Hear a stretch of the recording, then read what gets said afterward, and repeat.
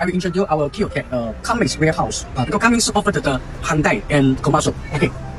Welcome to our warehouse. Okay. Firstly, this one S60114 for 300. That's 8 MO for Komatsu. Okay. This is our good. This is a refill for QSK19, KTA19 for EX1000 for this engine. Okay. Follow this 6BT 5.9. Okay, this is our warehouse, all the Cummins. We have the full list Cummins for Komatsu Cummins, for USA Cummins, Cummins South Asia Park, and Dongfeng Cummins, and EECE for Chongqing Cummins. Okay.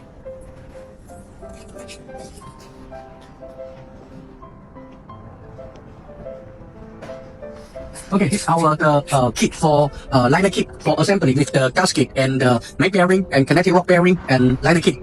Okay, this is a small engine for 4BT 3.3 and 4BT 3.9 for the engine.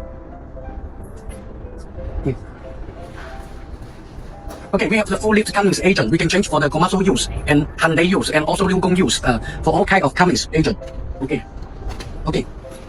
This one is the M11 for the CI Cummins, and this is the Cummins for M11 QSM11.